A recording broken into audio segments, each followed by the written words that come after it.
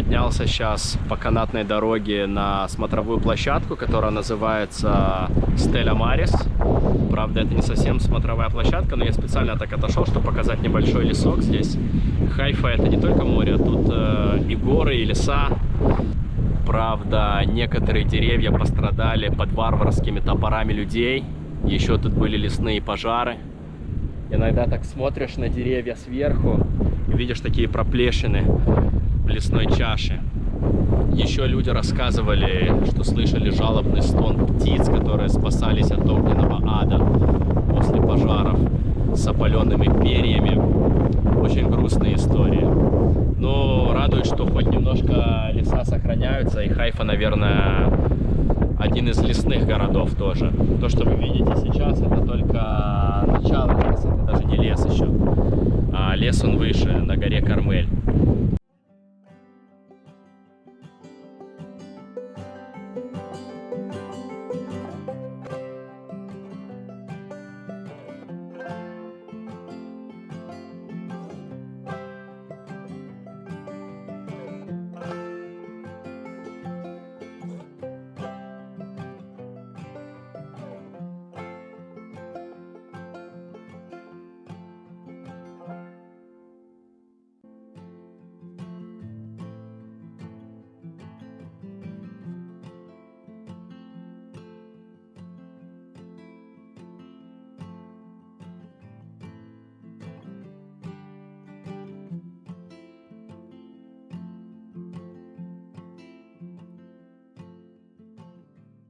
Еще одна культовая заброшка, точнее даже не просто заброшка, а целая зона отчуждения, такой небольшой город-призрак.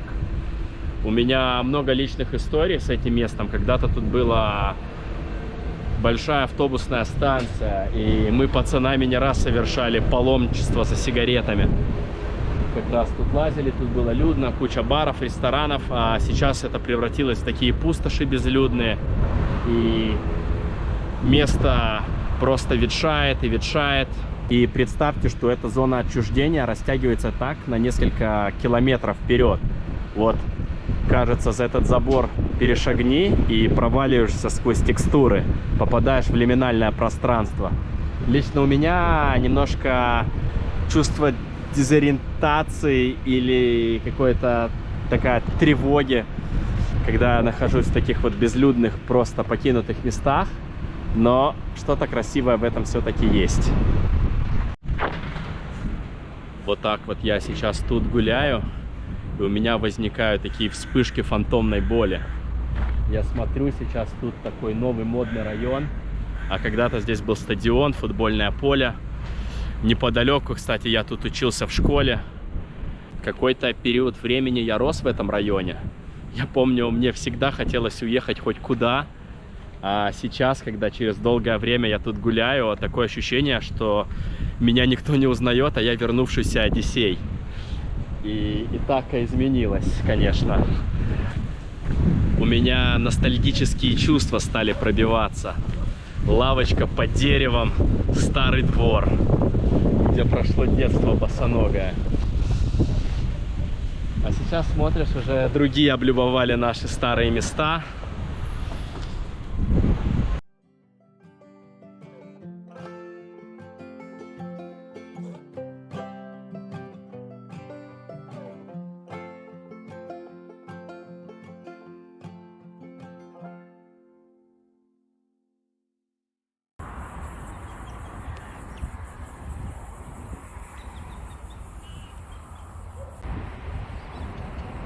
Хайфа — это такой бестиарий.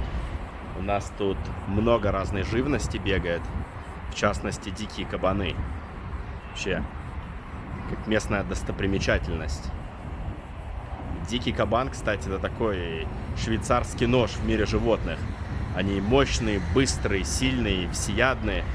Вот он может спокойно сожрать ядовитую змею, и ему ничего не будет, на них не действует яд. Ого. Идет ко мне.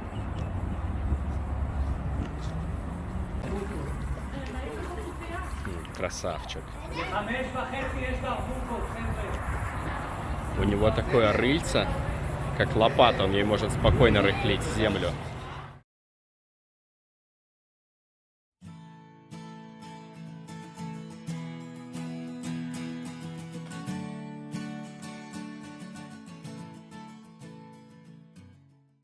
А вот одна из тусовочных улочек Хайфы, немецкая колония.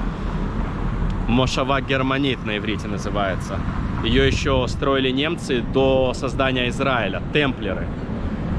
Довольно интересная архитектура здесь. Я не буду выделываться, что я разбираюсь в строительных стилях. В этом деле я просто профан профановский. Но единственная вещь, которую я знаю, это если крыши черепичные, то это строили темплеры, строили немцы.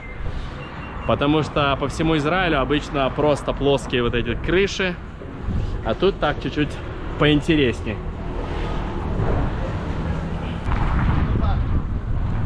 Okay.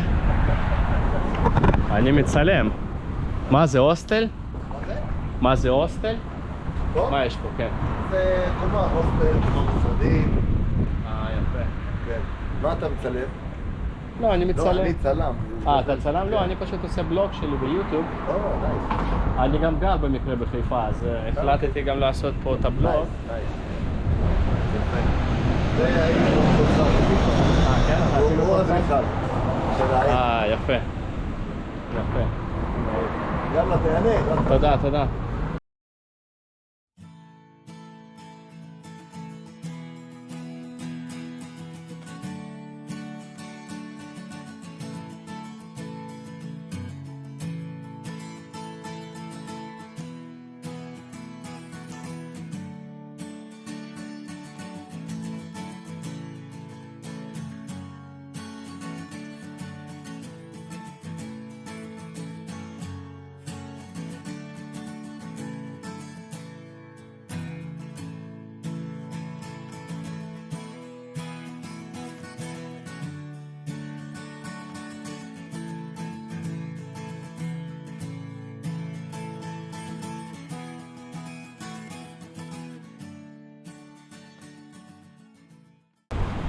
А вот и бахайские сады, и, собственно, и сам бахайский храм.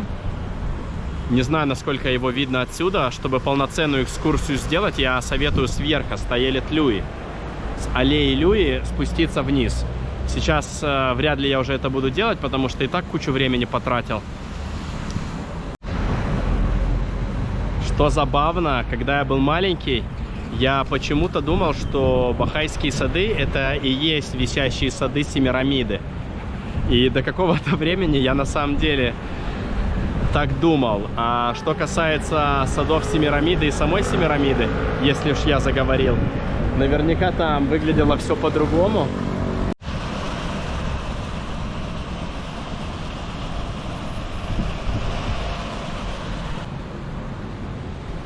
Ну, конечно, это не висящие сады Семирамиды, но тоже вполне себе интересно, вполне себе симпатично.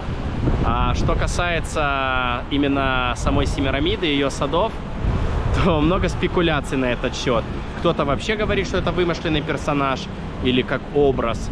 Но мне нравится одна история про саму царицу, точнее миф, это даже не история, а миф о царице Семирамиде. То, что она, когда еще была маленькая девочка-сиротка, ее вырастили птицы, голуби. И они приносили ей в клюве и в лапках молоко, и так они ее и вырастили. И уже спустя года, после того, как она уже стала известной царицей и прошла несколько войн, когда ее задолбало жить, она вышла на балкон, сама превратилась в голубя и улетела в бессмертие. И чем-то эта история мне напоминает историю про пророка Илью, про которого я уже сегодня говорил, который тоже не умер, а его огненные кони на огненной колеснице забрали на небо. Интересно, если они там встретились. А что касается религии самих бахаев, я, конечно, не эксперт там, но, насколько я знаю, это довольно прогрессивная новая религия, именно не просто философия, а религия. И она включает в себя большую часть философий из разных религий. И она как бы не отрицает ни одну из них. Она говорит, что все по-своему правы. И самое лучшее из этих религий они пытаются взять к себе. И если посколбить, мне кажется, очень много мудрых мыслей можно там найти.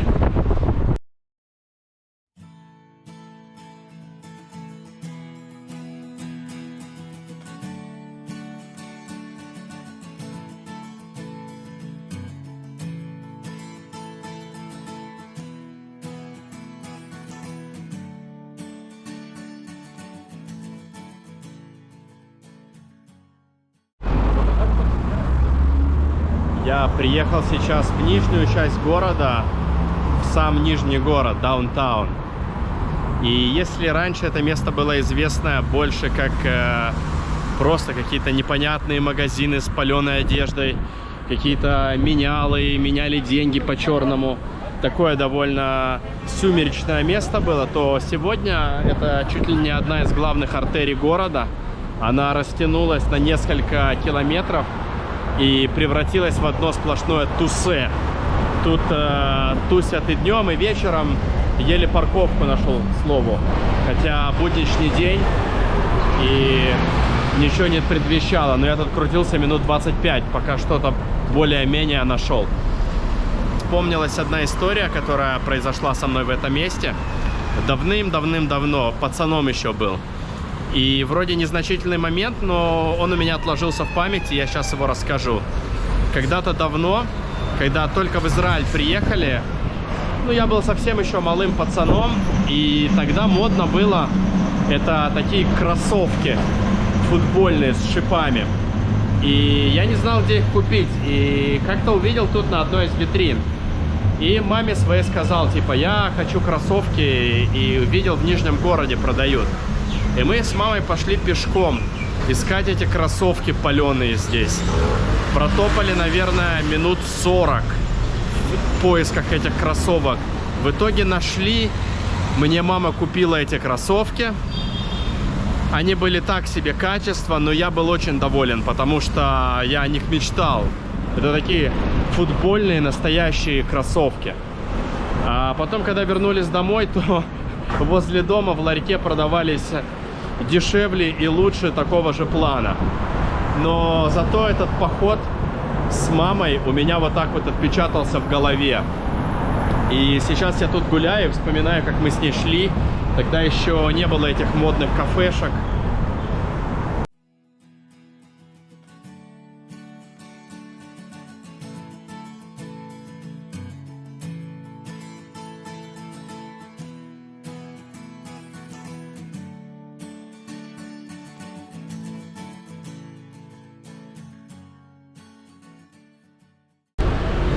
Тут сконцентрировано просто сумасшедшее количество разных кафешек, баров, пабов. И можно подвисать от стойки к стойке и протусить так неимоверное количество времени. Я не советую никогда никому никаких определенных мест, потому что часто бывает, что кто-то тебе что-то скажет, обязательно сходи в эту кафешку, ты весь город излопатил, как крот. Приходишь, а оказывается, что это обычная говнотошниловка, ничем не примечательная, и разочаровываешься. Поэтому просто спокойно падайте в любом месте, рандомальном, без лишней информации, и не прогадаете, поверьте мне. А места тут офигенные, они очень своеобразные. Просто одно наслаждение ходить и смотреть. И напичкано их тут очень много. У меня просто дико горят трубы, и наконец я добрался до пива. Это местное израильское пиво. И сейчас я буду его отведывать.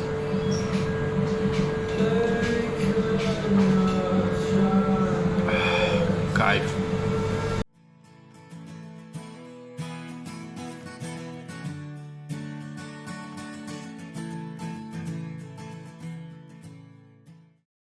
Скажу честно, довольно непросто было найти это место.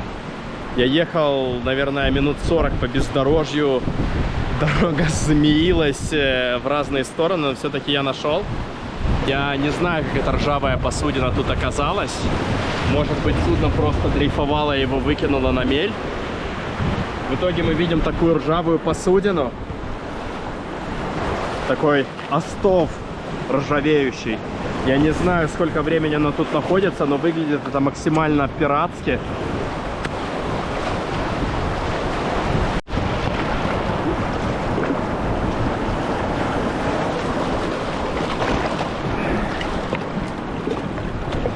Чего только не сделаешь ради контента.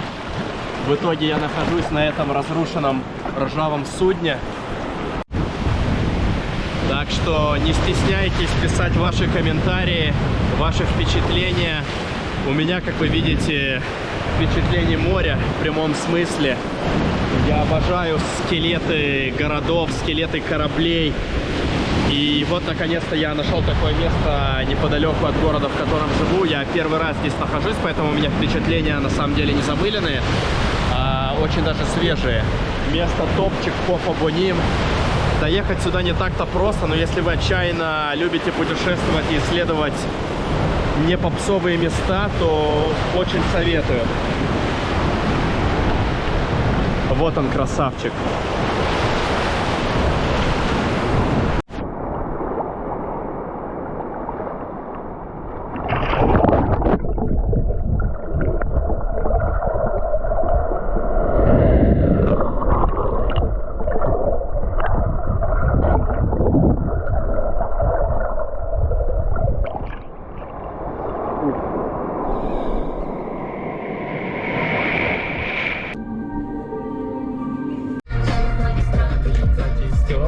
Читающий еврей.